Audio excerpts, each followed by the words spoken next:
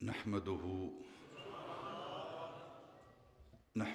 व नस्तईनुहु व नस्तगफिरुहु व नुअमिनु बिही व नतवक्कलु अलैहि व नऊज़ु बिल्लाहि मिन शुरूरि अनफुसिना व मिन सय्यिआति अमालिना मन यहदिहिल्लाहु फला मुदिल्ल लहु व मन युद्लिलहु फला हादिय लहु व नशहदु अल्ला इलाहा इल्लल्लाहु वहदहु ला शरीक लहु व नशहदु अन्ना मुहम्मदन अब्दुहु व रसूलुहु अम्मा बाद फ़अऊज़ु बिल्लाहि मिनश शैतानिर रजीम बिस्मिल्लाहिर रहमानिर रहीम क़ालल्लाहु तआला फ़ी कलामिहिल मजीद अल बुरहानिर रशीद वल फुरकानिल हमीद सुब्हानल्लज़ी अस्रा बिअब्दिही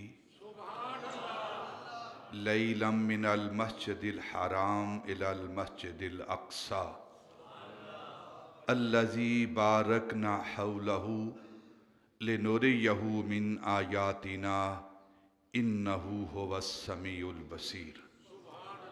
सदक़ल्लाहु मौलानल अज़ीम व सदक़ रसूलुहुन नबियुल करीम व नहनु अला ज़ालिका मिनश शाहिदीन व शाकिरीन वल्हम्दुलिल्लाहि रब्बिल आलमीन। व क़ालल्लाहु तआला फ़ी मक़ामिन आख़र इन्नल्लाहा व मलाइकतहु युसल्लूना अलन नबी या अय्युहल्लज़ीना आमनू सल्लू अलैहि व सल्लिमू तस्लीमा। अस्सलातु वस्सलामु अलैका या सय्यदी या रसूल अल्लाह व अला आलिका व सहाबिका या सय्यदी या हबीब अल्लाह। अस्सलातु वस्सलामु अलैका या सय्यदी या रसूल अल्लाह व अला आलिका व सहाबिका या रहमतल लिल आलमीन। अस्सलातु वस्सलामु अलैका या सय्यदी या रसूल अल्लाह व अला आलिका व सहाबिका या रहमतल लिल आलमीन। इंतहाई मुअज़्ज़ज़ व मोहतरम सामईन, अरबाब अहले सुन्नत, अदब खुर्दगान निगाहे मोहब्बत, कुरान मजीद बुरहान रशीद से एक आयत आपके सामने तिलावत की गई है। ये आयत जिस सूरत से तिलावत की गई है उसके दो नाम हैं, उसके दो नाम हैं। एक सूरह बनी इसराइल और दूसरा नाम इस सूरत का सूरह इसरा, सूरह इसरा, अल इसरा, ये दो नाम हैं इस सूरत के। सैयदा तय्यबा ताहिरा, सैयदा आयशा सिद्दीका बिनते सिद्दीक, महबूबाए महबूब खुदा। आप फरमाती हैं कि नबी पाक सल्लल्लाहु अलैहि वसल्लम उस वक़्त तक, इसको आगे करो भैया के वक़्त आया करता हूँ,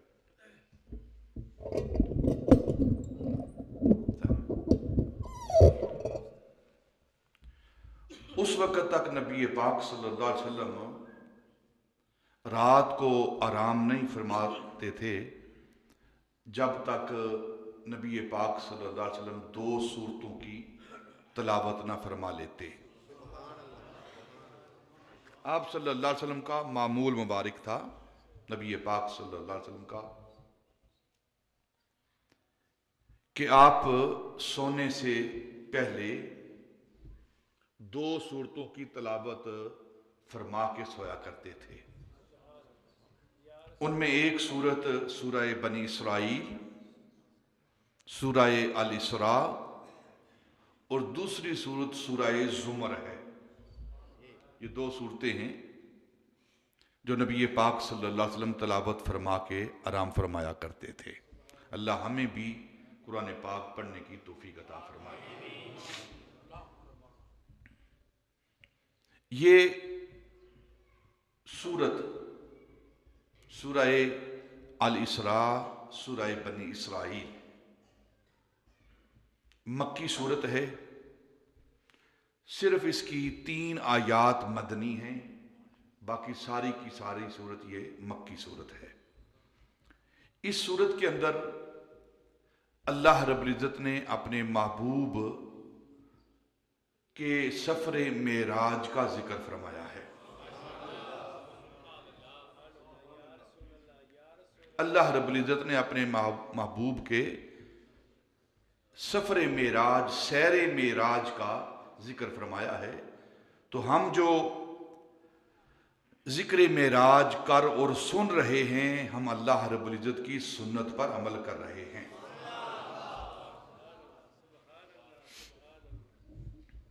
اس صورت کا آغاز لفظ سبحان سے ہو رہا ہے۔ سبحان الذی اسری بعبدہ،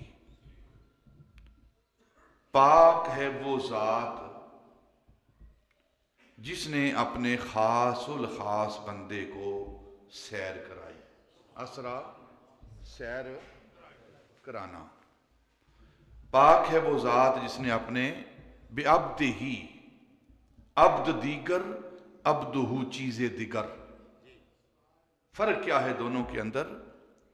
ایک ہوتا ہے عام بندہ اور ایک ہوتا ہے اس کا بندہ۔ علامہ اقبال کہہ رہا ہے، عبد دیگر عبدہ چیز دیگر، ما سراپا انتظار او منتظر۔ جو عبد ہوتا ہے وہ ہر وقت انتظار کرتا رہتا ہے، اور عبد وہ ہوتا ہے جس کا اللہ رب العزت انتظار کرتا ہے۔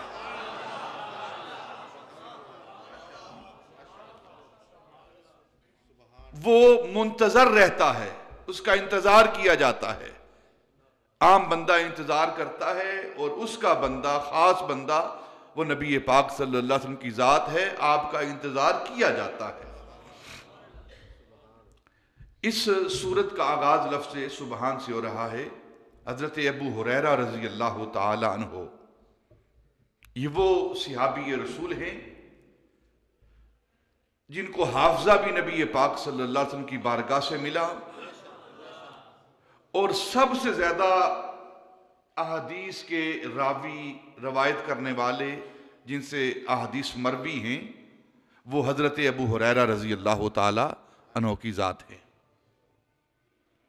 آپ فرماتے ہیں کہ نبی پاک نے فرمایا کہ جو شخص دن میں 100 بار 2 کلمات ادا فرماتا ہے، کرتا ہے، جو شخص دن میں 2 کلمے 100 بار ادا کرتا ہے، پڑھتا ہے، تسبیح کرتا ہے، تو اللہ رب العزت اس کی ساری زندگی کے گناہوں کو معاف فرما دیتا ہے، چاہے اس کی زندگی کے گناہ سمندر کی جھاگ کے برابر ہی کیوں نہ ہوں۔ کتنے انتظام کیے جا رہے ہیں امت کی بخشش کے، کتنے انتظام کیے جا رہے ہیں امت کی مغفرت کے۔ چھوٹی چھوٹی باتوں پر، چھوٹے چھوٹے کلمات پر اللہ رب العزت محبوب کی امت کی بخشش کے سامان فرما رہا ہے۔ 2 کلمے ہیں، نبی پاک نے فرمایا، حضرت ابو ہریرہ اس کے راوی ہیں، کہ جو انسان دن میں 100 بار ان 2 کلمات کو، ایک تسبیح جسے کہتے ہیں ہم، वो पढ़ता है तो अल्लाह उसकी ज़िंदगी के सारे गुनाहों को माफ़ फरमा देता है। और हमें ये बातें सुनकर, अपने प्यारे आका मौला की बातें सुनकर हमें इस पर अमल करना चाहिए। इसीलिए ये बातें की जाती है। जुम्मे के रोज़ हम जमा होते हैं, मिंबर व मेहराब से वाज की जाती है, तो इसका मकसद क्या है? ताकि दीन की तालीम हासिल करें और जो तालीम हमें मिली है हम उस पर अमल करें। वो दो कलमे क्या हैं? सुबहान अल्लाह व बिहम्दिही, आसान सादा। और ये वो दो कलमे हैं, बुखारी की आखिरी हदीस पाक है, नबी पाक सल्लल्लाहु अलैहि वसल्लम ने फरमाया कालिमातान हबीबतान इलर रहमान खफीफतान अलल लिसान सकीलतान अलल मीज़ान। वो दो कलमे जो अल्लाह रब्बुल इज़्ज़त की बारगाह में बड़े हबीब हैं, बड़े प्यारे हैं। अल्लाह की बारगाह में वो दो कलमे बड़े प्यारे कलमे हैं और खफीफतान अलल लिसान, ज़बान पर इंतहाई आसान हैं। कोई ज़्यादा कोशिश, तरद्दुद, मेहनत नहीं करनी पड़ती इन कलिमात को अदा करने में। सुबहान अल्लाह अल्हम्दुलिल्लाह, ये दो कलमे हैं। बुखारी की आखिरी हदीस, नबी पाक ने फरमाया कि अल्लाह की बारगाह में बड़े ही हबीब हैं, बड़े ही प्यारे हैं और बड़ी आसानी के साथ जुबान पर चढ़ जाते हैं। पढ़ने में, अदा करने में बड़ी आसानी है। लेकिन ये ना समझना कि हमने ये काम बड़ी आसानी के साथ कर लिया है तो इसका अजर भी कोई ज्यादा नहीं है। ये ना समझना। अल्लाह के हबीब ने फरमाया सकीलतान अलल मीज़ान, दुनिया के अंदर बड़ी आसानी के साथ ये दो कलिमात तुम पढ़ लेते हो, लेकिन इसकी कीमत क्या है, इसका वजन क्या है? एक तरफ तुम्हारी जिंदगी के सारे गुनाह होंगे और दूसरे पलड़े में ये दो कलमे होंगे और कल क़यामत के रोज ये दो कलमे सारे गुनाहों पर उसका पल्ला भारी हो जाएगा। जिस तरफ ये दो कलमे होंगे, यानी वो बख्शिश का सामान बन जाएंगे। ये दो कलमे हैं, सुबहान अल्लाह सुबहान अल्लाह सुबहान अल्लाह सुबहान अल्लाह व बिहम्दिही। हमें इन कलिमात को अदा करना चाहिए, पढ़ना चाहिए। कम से कम एक तस्बीह जो नबी पाक ने बयान की है वो हमें करनी चाहिए। अल्लाह रब्बुल इज़्ज़त ने कुरान पाक के अंदर और सूरह बनी इसराइल के अंदर अपने प्यारे महबूब की सफर मेराज, सैर मेराज का जिक्र पाक किया है। हजरत ख्वाजा निज़ामुद्दीन औलिया महबूब इलाही, ये मुरीद हैं हजरत बाबा फरीद के और पीर हैं अमीर खिसरो के। कौन? हजरत ख्वाजा निज़ामुद्दीन, जो 8वीं सदी हिजरी के मुजद्दिद हैं।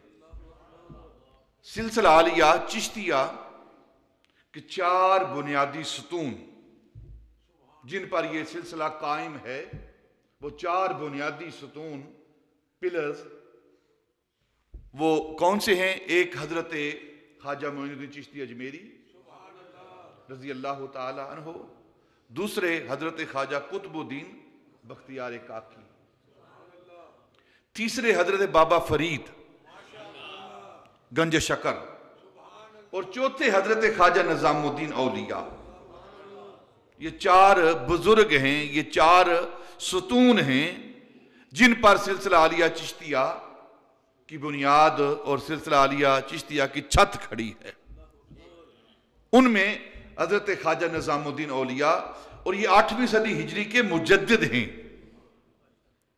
और पीर हैं हजरत अमीर खिसरो के। कौन खिसरो? जिनके बारे में हजरत ख्वाजा निज़ामुद्दीन फरमाते हैं कि अगर शरीयत की पाबंदी ना हो तो मैं अपने इस मुरीद के साथ किस अंदाज में मोहब्बत करता हूं। मेरी तमन्ना यह है कि जिस तरह हमने जाहिर जमीन के ऊपर एक दूसरे के साथ रहकर जिंदगी गुजारी है, मैं نظام الدین چاہتا ہوں کہ خسرو میرے ساتھ قبر کے اندر زندگی گزارے. ایسی محبت ہے.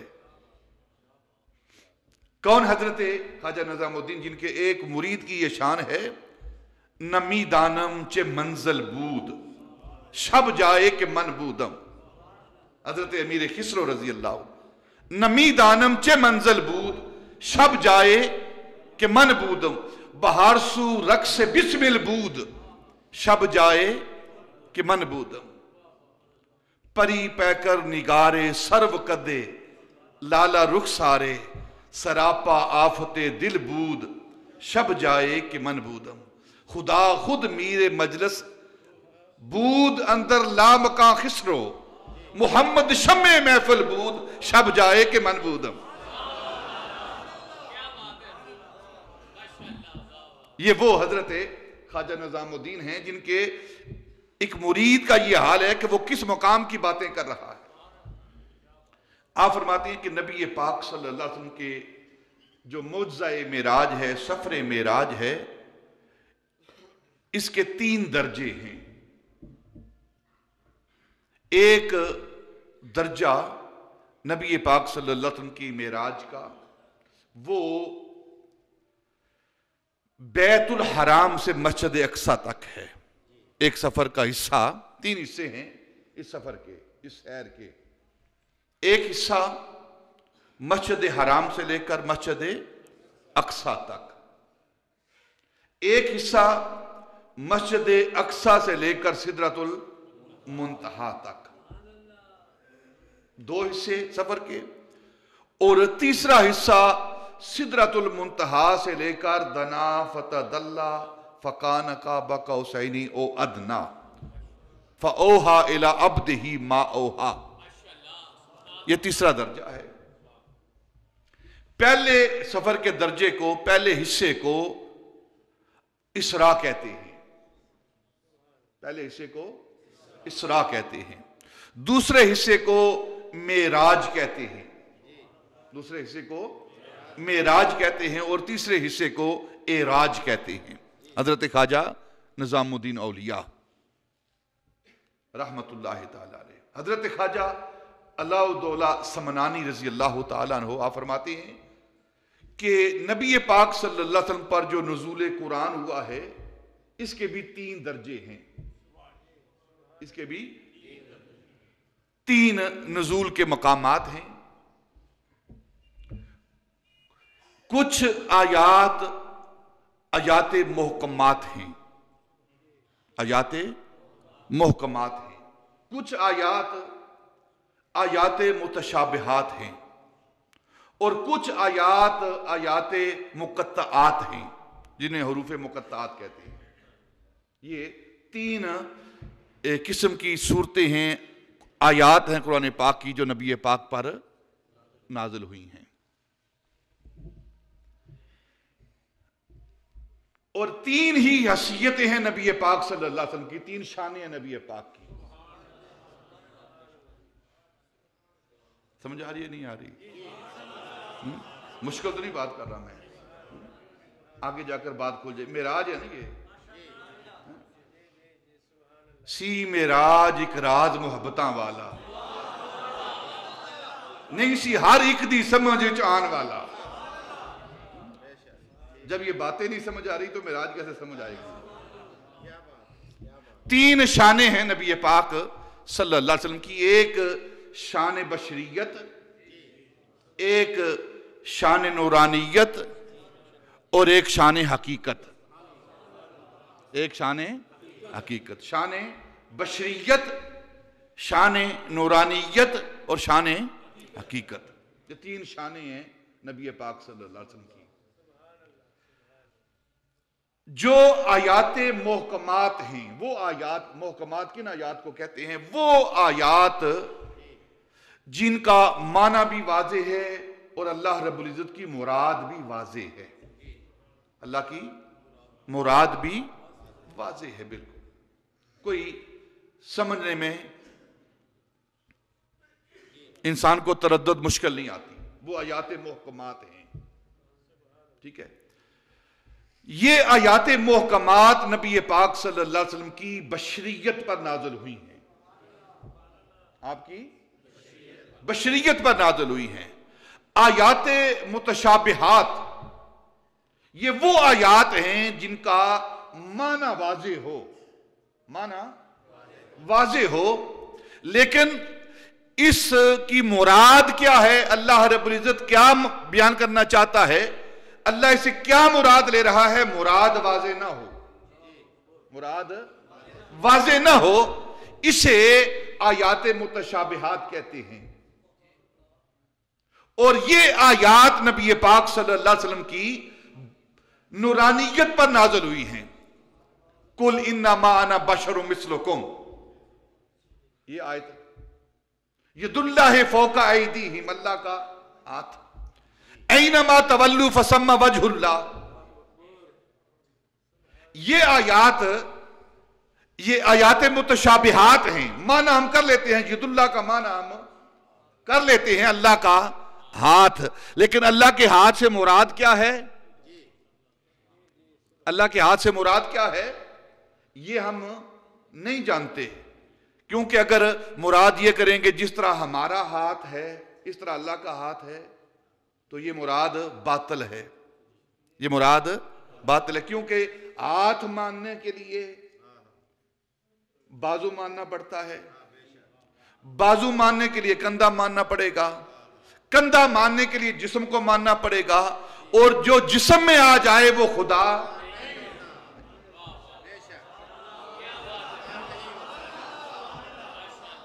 یہ آیات متشابہات ہیں، معنی کر لیتے ہیں، ید اللہ فوق ایدیہم، اللہ کا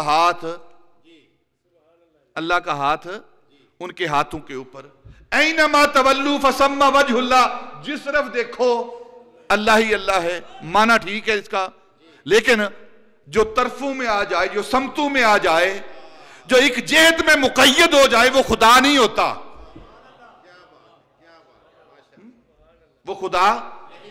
جو جہت میں مقید ہو جائے، جو سمت میں مقید ہو جائے وہ خدا نہیں ہوتا۔ تو یہ آیات متشابہات ہیں، معنی ہم کر لیتے ہیں لیکن جو مراد ہے اللہ کی وہ ہم نہیں جانتے۔ اور تیسری قسم ہے، اور یہ آیات نبی پاک صلی اللہ علیہ وسلم کی نورانیت پر نازل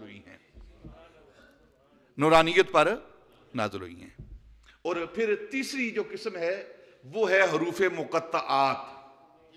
مقطعات کا معنی ٹوٹے ہوئے، جڑے ہوئے نہیں، جدا حروف مقطعات ٹوٹے ہوئے، علیحدہ۔ یہ وہ حروف ہیں، یہ آیات وہ آیات ہیں نہ ہم کو اس کا معنی آتا ہے نہ اس کی مراد میں آتی ہے۔ دیکھیں قرآن پاک کی 29 صورتیں ہیں جن کا آغاز ان حروف سے ہو رہا ہے، الف لام میم، الف لام را، ہا میم عین سین قاف، کاف ہا یا عین صاد، الف لام را، ہا میم یا سین طٰہٰ نون والقلم۔ یہ وہ آیات ہیں، یہ وہ حروف ہیں۔ حامیم کا کیا معنی ہے؟ جو مرضی ترجمہ اٹھائیں، حامیم ہی لکھا ہوا ہے۔ الف لام میم کا کیا معنی ہے؟ جو الف لام میم ہے نیچے بھی الف لام میم ہی لکھا ہوا ہے، جو مرضی ترجمہ اٹھائیں۔ کاف ہا یا عین صاد کا کیا معنی ہے؟ حامیم عین سین کاف کا کیا معنی ہے؟ جو کچھ اوپر لکھا ہوا ہے وہی نیچے لکھا ہوا ہے۔ یہ آیات اللہ رب العزت نے نازل کی ہیں محبوب کی حقیقت پر، اس کا معنی کوئی نہیں جانتا سوائے اس کے کہ جس کو اللہ یا اس کا رسول علم دے۔ یہ اللہ اور اس کے رسول کے درمیان راز ہے، اور اللہ رب العزت نے اپنے محبوب پر نازل کی ہیں، اس کا معنی اور مراد یا بتانے والا اللہ جانے یا اس کا محبوب جانے۔ یہ 3 آیات ہیں، ان کی 3 اقسام ہیں، اور نبی پاک کی 3 جو شانیں ہیں ان پر یہ آیات نازل ہوئی ہیں۔ اور پھر اگلی تیسری بات، اور جو معنی رکھنے والی بات ہے وہ یہ ہے کہ معراج کی رات اللہ رب العزت نے حضرت ملا جیون امبیٹوی رحمت اللہ تعالی علیہ جو استاد ہیں اورنگزیب عالمگیر کے اور اولاد ہیں سیدنا ابوبکر صدیق کی، یہ جو ہمارے مدارس کے طلباء ہیں نور الانوار، یہ ان کی ہی کتاب ہے، جب تک یہ کتاب پڑھ نہ لے کوئی عالم بنتا نہیں ہے۔ پھر تفسیرات احمدیہ تفسیر کی کتاب، یہ بھی ان کی ہے، ملا جیون امبیٹوی کی، صدیق کی نسبت رکھنے والے ہیں یہ۔ اور یہ جو تفسیرات احمدیہ ہے یہ وہ تفسیر ہے جو احکام القرآن ہے، احکام، اس کے اندر احکام کی آیات ہیں، جو حکم ہے نا شریعت کے، زکوٰۃ کے حوالے سے، نماز کے حوالے سے، وراثت کے حوالے سے، اس طرح حج کے حوالے سے، یا دوسرے جو احکام ہیں ان احکام کو جمع کیا، ان آیات کو جمع کر دیا گیا ہے اور پھر آگے اس کی تفسیر کی گئی ہے۔ آپ فرماتے ہیں کہ معراج کی رات اللہ رب العزت نے اپنے محبوب سے فَأَوْحَىٰ إِلَىٰ عَبْدِهِ مَا أَوْحَىٰ، جو اپنے محبوب سے باتیں کی ہیں نا وہ 3 طرح کی باتیں تھیں، آیات بھی 3 طرح کی، باتیں بھی 3 طرح کی، اور پھر ایک نبی کی شانیں بھی 3 طرح کی، اور سفر بھی 3 طرح کا، وہ 3 طرح کی باتیں تھیں۔ آپ فرماتے ہیں کہ 90,000 باتیں اللہ رب العزت نے کی ہیں، معراج کی رات اپنے محبوب سے 90,000 باتیں کی ہیں، ان میں 30,000 عام لوگوں کے لیے، 30,000 عام لوگوں کے لیے، 30,000 خاص لوگوں کے لیے، اور 30,000 صرف اللہ اور اس کے رسول کے درمیان۔ سفر کے 3 مرحلے، قرآن کے نزول کے 3 مرحلے، آیات کے نزول کے 3 مرحلے، نبی پاک صلی اللہ علیہ وسلم کی 3 شانیں، اور پھر جو معراج کی رات باتیں ہوئی ہیں وہ بھی 3 طرح کی، اور پھر نبی پاک کے سفر بھی 3 طرح کے، نبی پاک کے سفر بھی 3 طرح کے، ایک سفر سفر طائف، طائف کا سفر، ایک سفر سفر ہجرت، ایک سفر سفر معراج، یہ 3 سفر ہیں نبی پاک کے۔ جو سفر طائف ہے، جو اس کا ساتھی بنا، اس سفر کا ساتھی بنا، اسے زید بن حارثہ کہتے ہیں، یہ نبی پاک کے غلام ہیں۔ جو سفر طائف کا ساتھی بنا وہ غلاموں کا امام بن گیا، جو سفر ہجرت کا ساتھی بنا جسے ابو بکر کہتے ہیں وہ انبیاء کے بعد انسانوں کا امام بن گیا، اور جو معراج کی رات سدرۃ المنتہا تک ساتھ جس نے دیا اسے جبریل کہتے ہیں، وہ فرشتوں کا امام بن گیا، فرشتوں کا امام بن گیا۔ یہ 3 سفر ہیں نبی پاک صلی اللہ علیہ وسلم کے، ایک سفر طائف، اس سفر کے ساتھی حضرت زید بن حارثہ ہیں، یہ نبی پاک کے غلام ہیں اور غلاموں کے امام بن گئے ہیں، اور سفر ہجرت میں سیدنا ابوبکر ساتھی ہیں اور وہ انسانوں کے امام، انبیاء کے بعد ساری انسانیت کے امام سیدنا ابوبکر صدیق رضی اللہ تعالیٰ عنہ، اور معراج کی رات جو ساتھی بنا اسے جبریل کہتے ہیں، اسے فرشتوں کا امام بنا دیا گیا۔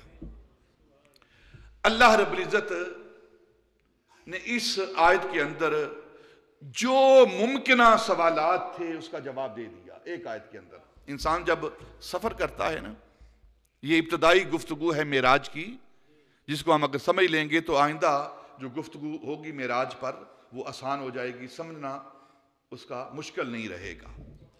جو ممکنہ سوال انسان کے ذہن کے اندر اٹھ سکتا ہے، اللہ رب العزت نے اس ایک آیت کے اندر، یہ قرآن پاک کا معجزہ ہے کہ چھوٹے سے چھوٹے جملے کو بیان کر کے بڑی سے بڑی بات کو اس کا حل کر دیا جاتا ہے۔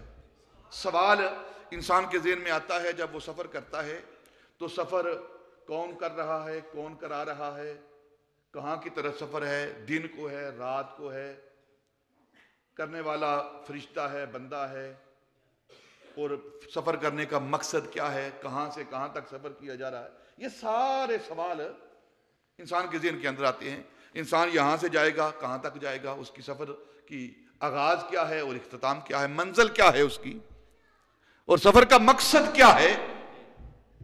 یہ سارے سوالوں کا جواب اللہ رب العزت نے قرآن پاک کی اس آیت کے اندر دے دیا. سبحان الذی اسرا، پاک ہے وہ ذات جس نے سیر کرائی. سفر ہے یا سیر ہے، یہ بھی وضاحت کر دی.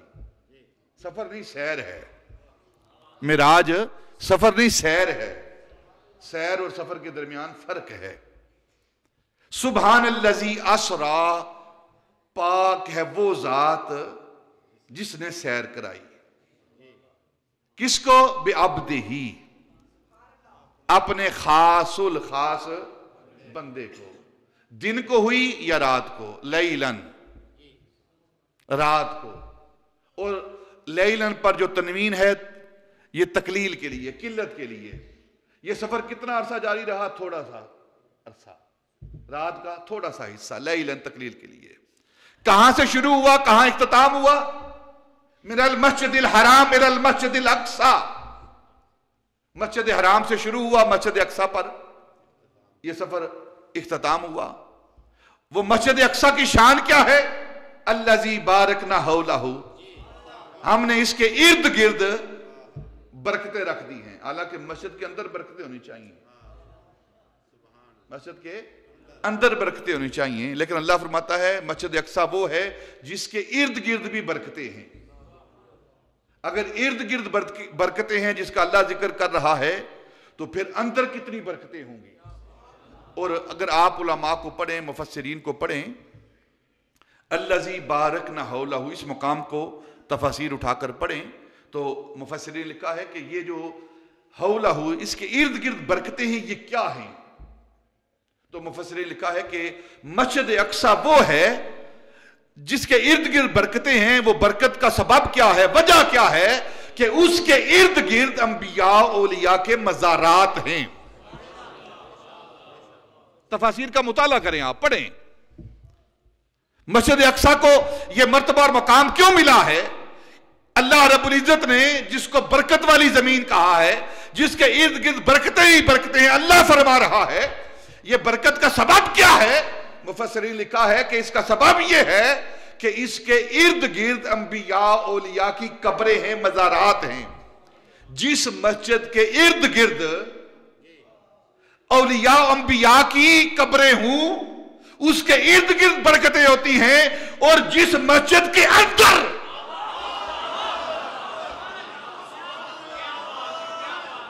مسجد نبی ویسے ہی ساری مسجدوں سے افضل نہیں ہے، باقی مسجدوں کے ارد گرد اولیاء انبیاء کے مزار ہیں، اور مسجد نبوی وہ مسجد ہے جس کے اندر تاجدار مدینہ کا مزار ہے. اس کی برکت کا کیا عالم ہوگا.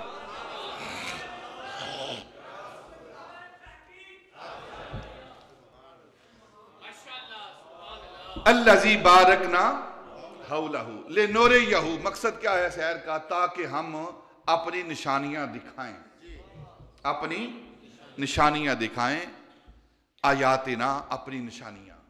انہ ھو السمیع البصیر، اور بے شک وہ سمیع ہے اور بصیر ہے. کون؟ علماء نے لکھا کہ ہوا ضمیر دونوں طرف، نبی پاک کی طرف بھی اور اللہ کی طرف بھی.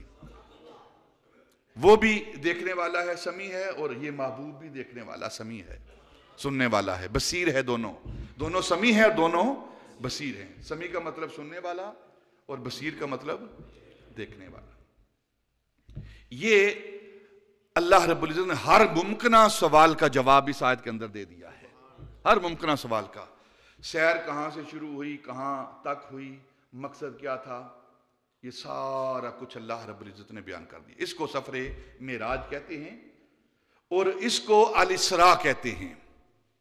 مسجد حرام سے لے کر مسجد اقصی تک جو سفر ہے اس کو الاسراء کہتے ہیں. اور یہ قرآن کی نص سے ثابت ہے.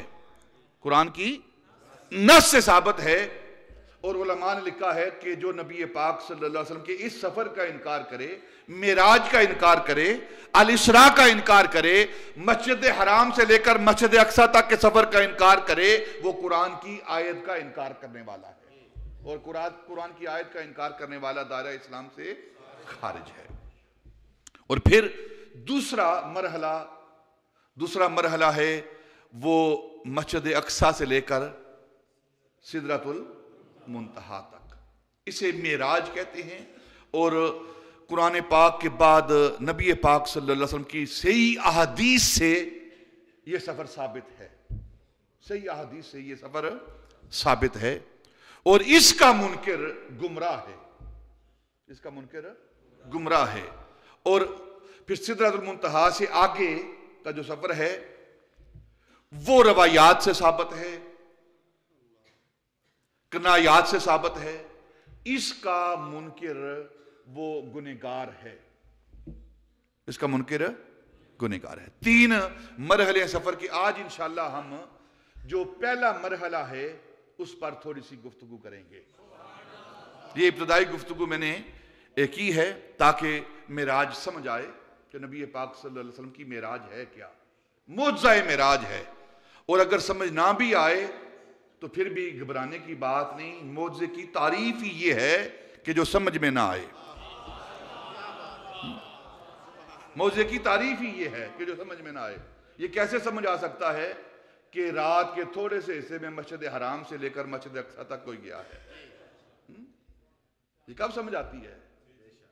اور پھر جو نبی پاک صلی اللہ علیہ وسلم کی معراج ہے نا، آپ صلی اللہ علیہ وسلم کو حضرت محی الدین ابن عربی رضی اللہ تعالیٰ عنہ نے اور دوسرے مفسرین نے بھی لکھا ہے کہ نبی پاک صلی اللہ علیہ وسلم کو 34 بار معراج ہوئی ہے۔ کتنی بار؟ 34 بار۔ 11 بار حالت منام میں سوئے ہوئے، وہ سو جائیں تو معراج منامی، وہ جاگیں تو خدا سے ہم کلامی۔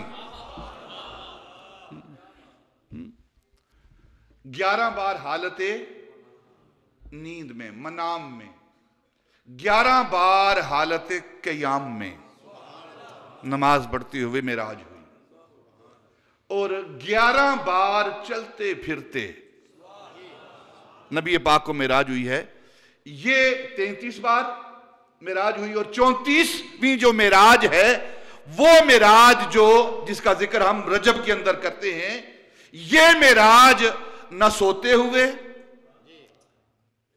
نہ زمین پر چلتے پھرتے ہوئے، جاگتے ہوئے، جسم کے ساتھ، نہ صرف جسم کے ساتھ بلکہ جسم پر لباس زیب تن کیے ہوئے، لباس کے ساتھ، نہ صرف لباس کے ساتھ بلکہ پاؤں میں جوتوں سمیت، نہ صرف جوڑوں سمیت بلکہ جوڑوں کے ساتھ لگی ہوئی خاک سمیت،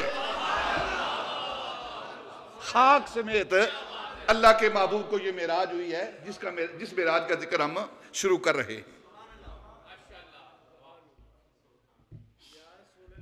جاگتے ہوئے جسم کے ساتھ، جسم بشری کے ساتھ، یہ جو جسم ہے اس کے ساتھ نبی پاک صلی اللہ علیہ وسلم کو معراج ہوئی ہے، اور لباس زیب تن کیا ہوا ہے، جوڑے پہنے ہوئے ہیں، اور جوڑوں کے ساتھ جو مکے کی وادی کی خاک لگی ہوئی ہے اس خاک سمیت، یہ خاک عرش تک پہنچی ہے،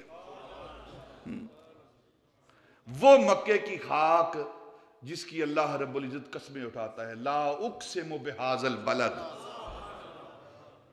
وانت حل بہذا البلد۔ ایک مرتبہ میں نے ترجمہ کیا کہ اے محبوب تیری خاک پاک کی قسم، اے محبوب، اس کے لا اقسم بہذا البلد کا ترجمہ یہ کیا تو کہنے لگے جی یہ کیا ترجمہ کر رہے ہیں آپ؟ میں نے کہا پھر آپ ترجمہ کر دیں، اے مکے کی زمین کی قسم۔ میں کہا زمین تانبے کی ہے کوئی؟ وہ خاک کی ہے نا، مٹی کی ہے نا، اور اس کا سبب کیا ہے؟ وَأَنْتَ حِلٌّ بِهَذَا الْبَلَدِ، महबूब जो तेरे कदम लगे हैं ना जमीन पर, जिस खाक पर तेरे कदम लगे हैं उस खाक की कसम, और इसी का माना है कफे पाक की कसम, खाके पाक की कसम।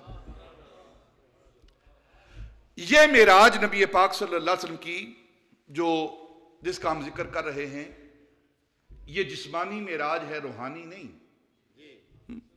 रूहानी नहीं, जिस्मानी मेराज है, बदनी मेराज है। इसीलिए तो अल्लाह रब्बुल इज्जत, क्योंकि किसी बदन में ये हिम्मत ताकत नहीं कि वो एक चश्मे ज़दन में वो मक्के से बैतुल मक़दस जाए और फिर आगे आसमानों को तय करता हुआ जाए, ये बदन की ताकत नहीं है। लेकिन इसीलिए अल्लाह रब्बुल इज्जत ने सुभान का लफ्ज़ इस्तेमाल कर दिया है, सुभान का लफ्ज़ इस्तेमाल कर दिया है। सुभान अल्लाज़ी, खबरदार मेरे महबूब के सफ़र को अपने अक्ल के तराजू पर न तोलना। वो कैसे गया है, अक्ल नहीं मानती। अल्लाह फरमाता है तुम्हारी अक्ल माने ना माने मैं ले जाने वाला हूं, सैर कराने वाला असरा मैं हूं। अगर तुम इनकार करोगे तो मेरी कुदरत का इनकार करोगे, और मुझे सारी कुदरतें हासिल हैं। ये अल्लाह रब्बुल फरमा रहे हैं।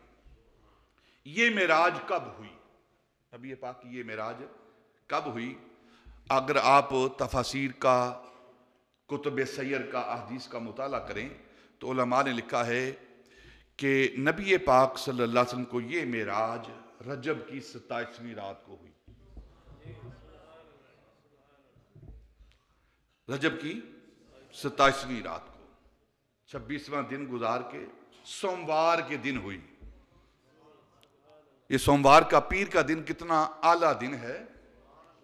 जुमे की अपनी बरकतें हैं लेकिन पीर की अपनी बरकतें हैं। मेराज सोमवार के दिन, पहली वाही का नुजूल सोमवार के दिन, मक्के से मदीना की हिजरत सोमवार के दिन, सफर मेराज सोमवार के दिन, और सफर वसाल जिसे आप वफात कहते हैं, मौत कहते हैं, सफर वसाल ये भी सोमवार के दिन। ये सारे सफर नबी पाक के सोमवार के दिन। ये पहली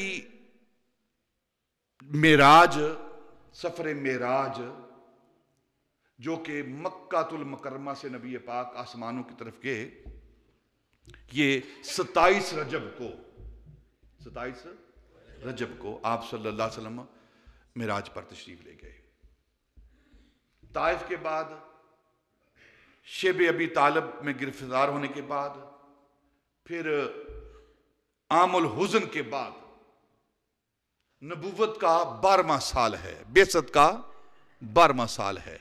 नबी पाक सल्लल्लाहु अलैहि वसल्लम को ऐलान नबूवत किए हुए 12 साल हो चुके हैं, और मक्के के अंदर जुल्म और सितम की इंतहा सह चुके हैं आप। और फिर ताइफ की वादी के अंदर जो हुआ, उसके बाद ये सफर मेराज हुआ है।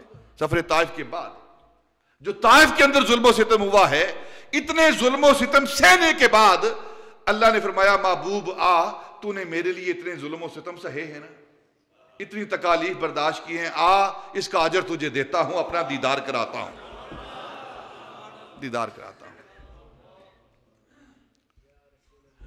ये वो दिन है, उस दिन नबी पाक सल्लल्लाहु अलैहि वसल्लम अपने घर से निकलकर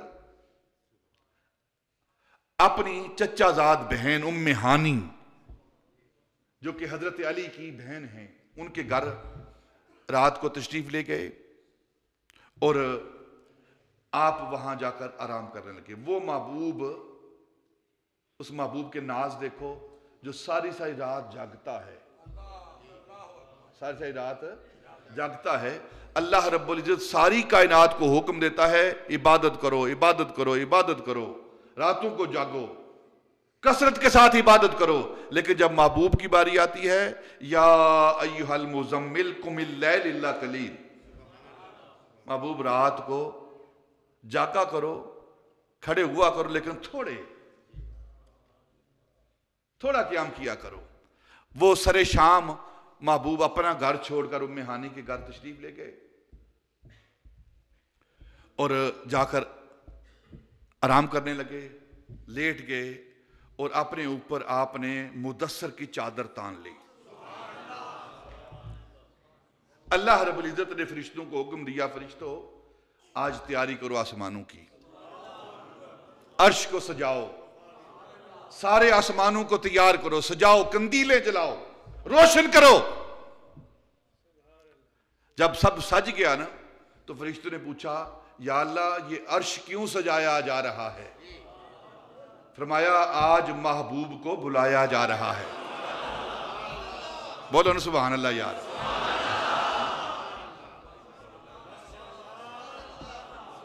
جب سب کچھ سج گیا نا، عرش تیار ہو گیا، سج گیا، کمکمیں،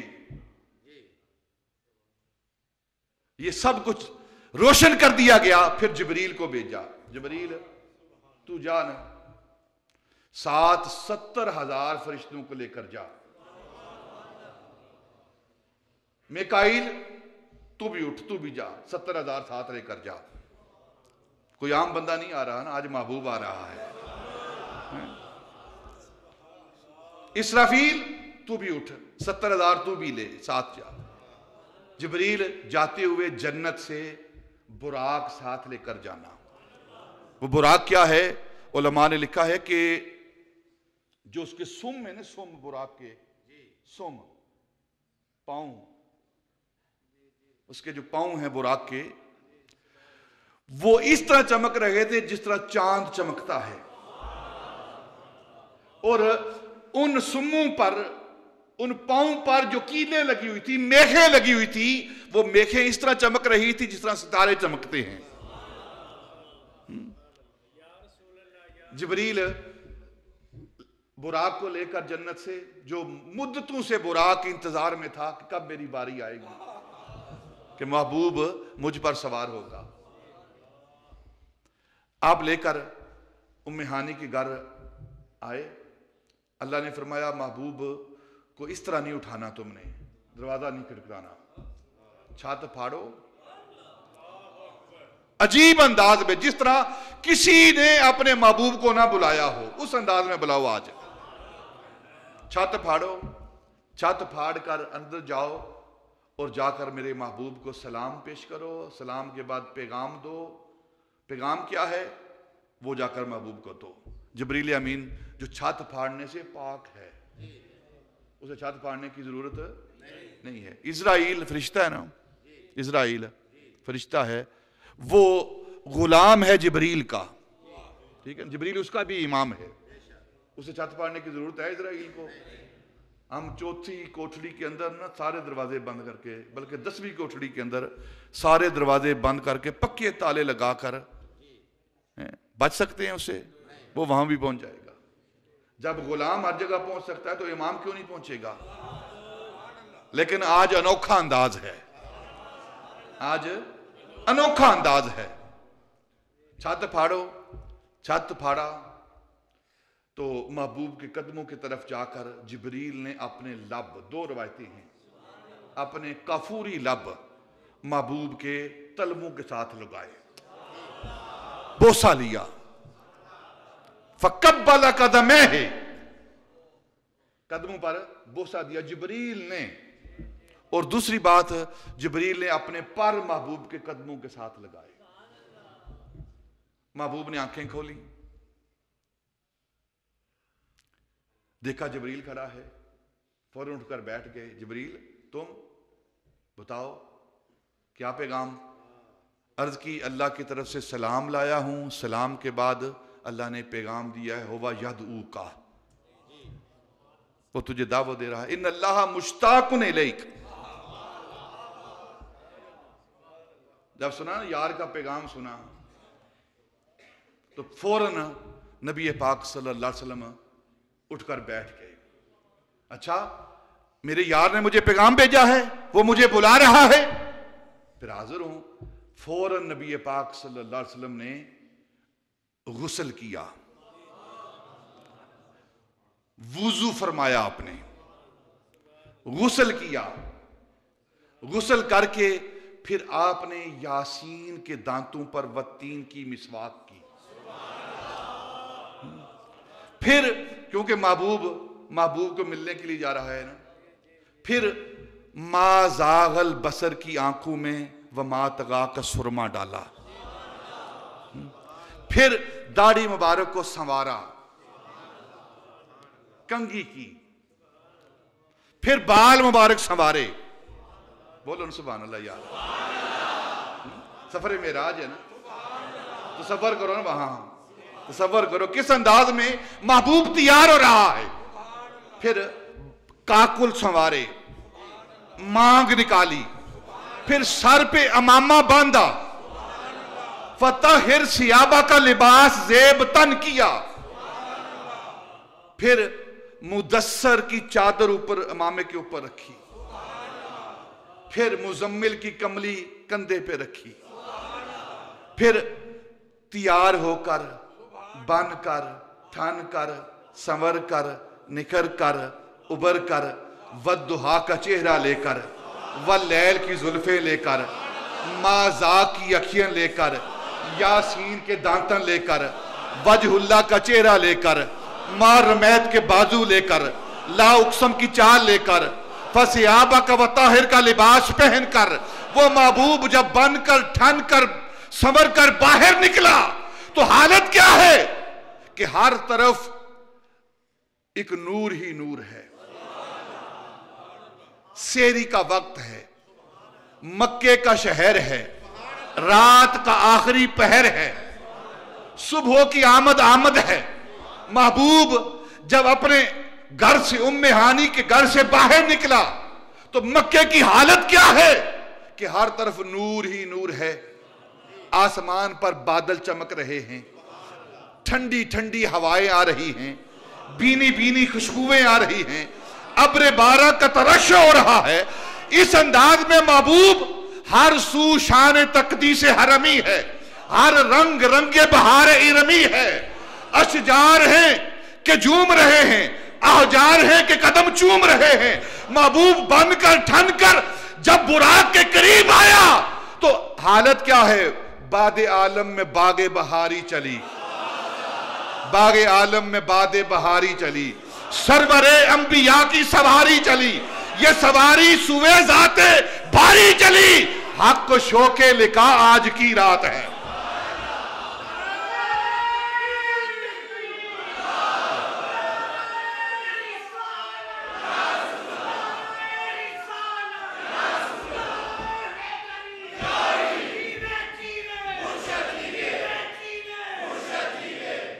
باغ عالم میں باد بہاری چلی، سرور انبیاء کی سواری چلی، یہ سواری سوے ذات باری چلی. حق کو شوق لقا آج کی رات ہے.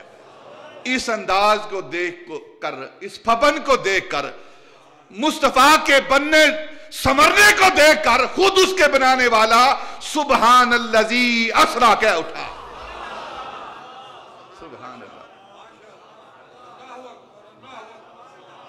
بولو سبحان اللہ. کس انداز میں محبوب تیار ہوا ہے. براق پر سوار ہونے لگے تو براق نے تھوڑا سا نا کہتے ہیں ہلنا شروع کیا، میں کہتا ہوں بجت شروع کیا. اپنی قسمت پر نازاں ہوا کہ آج کون ہستی اس براق پر سوار ہونے والی ہے. عرض کی یا رسول اللہ ایک تمنا ہے، خواہش ہے کہ جب آپ جنت کی طرف جائیں نا میدان حشر سے تو آج دعا کرتا ہوں، تمنا کرتا ہوں، آپ سے آرزو کرتا ہوں آپ اس وقت بھی مجھ پر سوار ہو کر جنت میں داخل ہوں.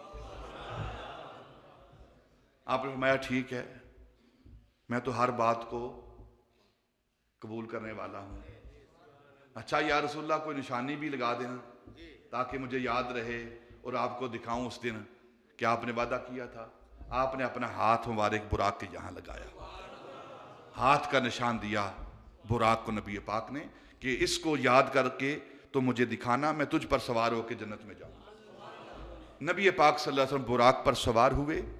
جب براق پر سوار ہوئے تاریخ کہتی ہے کہ ایک طرف سے آواز آئی کہ میری بات سنیے. میں کچھ بات کرنا چاہتا ہوں، مجھ سے بات کیجئے۔ ایک ضعیف بوڑھا شخص، آپ نے اس کی طرف توجہ نہ کی۔ دوسری طرف سے آواز آئی، اب میری بات سنیے، میں کچھ بات کرنا چاہتا ہوں۔ آپ نے اس طرف بھی توجہ نہ فرمائی۔ پھر آگے سے ایک خوبصورت عورت کے روپ میں آواز آئی کہ میری طرف توجہ فرمائیے۔ آپ نے اس طرف بھی توجہ نہ فرمائی، اور جبریل امین نے نبی پاک کی بارگاہ میں 2 کٹورے پیش کیے، ایک کٹورے کے اندر شراب اور دوسرے کے اندر دودھ پیش کیا۔ آپ نے وہ دودھ کا کٹورا پیالہ لیا، اس کو نوش فرمایا۔ جب نوش فرمایا تو پوچھا جبریل، یہ جو دائیں بائیں سے آگے سے آواز آ رہی تھی، یہ کون لوگ تھے جس کی طرف میں نے توجہ نہیں کی؟ تو عرض کی، یا رسول اللہ، یہ جو ایک طرف سے آواز آ رہی تھی یہ یہودی مذہب کی آواز تھی، اگر آپ اس طرف توجہ کرتے تو آپ کی امت یہود کی طرف متوجہ ہوتی۔ اور جو دوسری طرف سے آواز آئی تھی یہ نصرانی عیسائیوں کی آواز تھی، اگر آپ اس طرف متوجہ ہوتے تو آپ کی امت عیسائیوں کی طرف مائل ہو جاتی۔ اور جو بن ٹھن کر سنور کر نکھر کر عورت کے لباس میں، عورت کے روپ میں آپ کے سامنے آئی، وہ دنیا ہے، وہ دنیا ہے، اور آپ نے اس طرف بھی توجہ نہیں کی۔ آپ نے عین فطرت کے مطابق سارے کام کیے ہیں، اور دونوں کٹورے پیش کیے گئے ہیں۔ جو آپ نے دودھ کا کٹورا لے کر پیا ہے، یہ عین فطرت کے مطابق آپ نے عمل کیا ہے، کیونکہ دودھ فطرتی امر ہے۔ شراب جو ہے وہ کشید کرتا ہے، اور دودھ جو ہے وہ فطرتی ہے، تو آپ نے فطرت پر عمل کیا ہے۔ پھر یہ سواری مکے سے نکلی اور چشم زدن میں یہ بیت المقدس، جسے مسجد اقصی کہتے ہیں، وہاں پہنچی۔ جب وہاں پہنچی تو 1,24,000 کم و بیش سارے فرشتے، سارے انبیاء وہاں نبی پاک صلی اللہ علیہ وسلم کا انتظار کر رہے ہیں، انتظار کر رہے ہیں۔ اور آپ مسجد کے اندر داخل ہوئے، تحیت المسجد ادا کی، اور پھر سارے انبیاء انہوں نے نبی پاک صلی اللہ علیہ وسلم کی صدارت میں معراج کا جلسہ کیا۔ انبیاء نے مسجد اقصی کے اندر جلسہ کیا، ہر نبی نے اپنا بیان کیا، اور اگر آپ سیرت کی، تاریخ کی کتابوں کا مطالعہ کریں، ہر نبی کا بیان تاریخ کی کتابوں، سیرت کی کتابوں میں موجود ہے۔ پھر آخری خطبہ صدارت نبی پاک نے دیا۔ اس کے بعد جبریل امین نے نبی پاک صلی اللہ علیہ وسلم کا ہاتھ پکڑا اور آپ کو مصلی امامت پر کھڑا کیا۔ آپ نے سارے انبیاء کو امامت کروائی، جماعت کروائی۔ سارے انبیاء نبی پاک کے پیچھے، اور نبی پاک مصلی امامت پر۔ ایک بات یہاں مسئلے کی بتاتا ہوں۔ مسئلہ کیا ہے شریعت کا؟ کہ جو امام حاضر ہو اس کا حق بنتا ہے کہ وہ اپنے مصلی پر کھڑا ہو۔ امام معمور، جو مسجد کا امام ہوتا ہے نا، جو مسجد کا، جس مسجد کا جو امام ہے، سب سے پہلا حق ہے کہ وہ جماعت کرائے، وہ جماعت کرائے۔ اس کے ہوتے ہوئے کسی کو اجازت نہیں کہ وہ زبردستی کوئی مصلی پر کھڑا ہو جائے۔ یہ شریعت کا مسئلہ ہے۔ ہمارے کچھ لوگوں کی عادت اپنے تقویٰ کی داغ بٹھانے کے لیے کہ بس میں ہی ہوں دنیا کے اندر، وہ دوسری مسجد میں جا کر خود مصلی پر کھڑے ہو جاتے ہیں۔ یہ مسئلہ غلط ہے۔ جو مسجد کا امام حی ہے، امام معمور ہے، امام متعین ہے، امام معین ہے، اس کا حق ہے، یہ فقہ کا مسئلہ ہے کہ سب سے پہلے وہ نماز پڑھائے۔ ہاں وہ اپنا حق کسی کو دیتا ہے تو اس کی مرضی ہے۔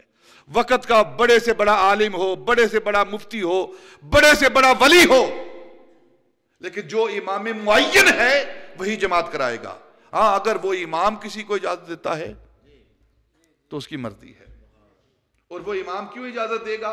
کسی کا مرتبہ دیکھ کر، کسی کا علم دیکھ کر، مرتبہ دیکھ کر، ولایت دیکھ کر، اس کی شان دیکھ کر امام اسے آگے کھڑا کرے گا۔ تمام انبیاء ان کا قبلہ مسجد اقصی ہے. آدم علیہ السلام سے لے کر عیسیٰ علیہ السلام تک تمام انبیاء وہ مسجد اقصی کے امام ہیں. مسجد اقصی کے امام ہیں. اور نبی پاک صلی اللہ علیہ وسلم بیت الحرام کے امام ہیں. پہلے مسجد اقصی کے امام تھے، پھر تحویل قبلہ ہوئی اور مسجد حرام کے امام. اب نبی پاک مسجد حرام کے امام اور سارے انبیاء وہ مسجد اقصی کے امام. سارے انبیاء کا حق تھا ان میں سے کوئی امامت کرتا، کیونکہ ان کا قبلہ تھا. سب نے متفقہ طور پر نبی پاک کو آگے کھڑا کیا. اس لیے کھڑا کیا کہ ہم میں سب سے اعلیٰ جو امامت کا حقدار ہے وہ امام الانبیاء ہے. اس لیے نبی پاک کو آگے کھڑا کیا، کیونکہ انبیاء نے یہ جانا کہ ہمارا امام بننے کے جو لائق ہستی ہے اسے محمد مصطفیٰ کہتے ہیں. اس لیے ان کو مصلی امامت پر کھڑا کیا گیا. اور پھر سارے انبیاء کو وہاں جمع کیوں کیا گیا؟ اللہ رب العزت نے اعلان کیا وَإِذَا خَذَ اللَّهُ مِيثَاقَ النَّبِيِّينَ لَمَا آتَيْتُكُم مِّن كِتَابٍ وَحِكْمَةٍ ثُمَّ جَاءَكُمْ رُسُولٌ مُصَدِّقٌ لِّمَا مَعَكُمْ لَتُؤْمِنُنَّ بِهِ وَلَتَنصُرُنَّ. انبیاء سے کہا جب میرا نبی آ جائے، میرا رسول آ جائے، اپنی نبوت شریعت سب کو خیر آباد کہنا، میرے محبوب کی تابعداری کرنا، اس کی شریعت پر عمل کرنا اور میرے محبوب کی مدد کرنا، اس پر ایمان بھی لانا، اس کی مدد بھی کرنا. عالم ارواح میں انبیاء سے یہ عہد لیا، وعدہ لیا. تو ہر نبی پوچھتا یا اللہ وہ نبی دکھا تو سی نا، وہ نبی دکھا تو سی جس کی ہم نے تابعداری کرنی ہے، اطاعت کرنی ہے، جس پر ایمان لانا ہے، جس کی مدد کرنی ہے. اللہ فرماتا ہے نہیں، تم اپنے کام کرتے جب وقت آئے گا پھر بتاؤں گا. معراج کی رات انبیاء کو اعلان ہوا سارے آ جاؤ، جو تم دعائیں کرتے تھے، جو تمنا کرتے تھے محبوب کو دیکھنے کی، آج وقت آ گیا ہے. وہاں سارے انبیاء کو اکٹھا کر کے اللہ رب العزت نے اپنے محبوب کو بلایا اور انبیاء سے فرمایا لو یہ میرا محبوب ہے، اس کی زیارت کرو، اس کے پیچھے نماز پڑھو، اور جس کا میں نے تم سے وعدہ لیا تھا وہ یہی محبوب ہے. یہ سبب تھا نبی پاک صلی اللہ علیہ وسلم کو مسجد اقصی میں بلانے کا. پھر یہاں سے آگے سیڑھی ایک روایت، دوسری روایت براق پر، وہ نبی پاک صلی اللہ علیہ وسلم اس پر سیڑھی پر چڑھے یا براق پر سوار ہوئے اور مسجد اقصی سے آگے اوپر کی طرف آپ نے سفر کیا. اب جس قبہ صغرا، جس جگہ پر آپ نے قدم رکھا اور اپنے براق پر سوار ہونے لگے، جب آپ وہاں سے قدم اٹھانے لگے تو وہ پتھر جس پر آپ نے قدم رکھا ہوا تھا وہ بھی اوپر ساتھ آپ کے ہوا، وہ بھی اوپر ہوا. اور پھر آپ نے اس کی طرف دیکھا، اسے تسکین دی، ٹھہرایا، اور پھر آپ براق کے ذریعے اوپر چل دیے. یہ پہلا مرحلہ تھا جسے اسراء کہتے ہیں، جسے بیت الحرام سے مسجد اقصی تک کا سفر کہتے ہیں. یہ نبی پاک کے سفر معراج کا پہلا مرحلہ تھا جس پر آج ہم نے گفتگو کی ہے. انشاءاللہ آئندہ جمعۃ المبارک اگلا جو مرحلہ ہے مسجد اقصی سے لے کر سدرۃ المنتہا تک وہ بیان کیا جائے گا. وما علینا الا البلاغ.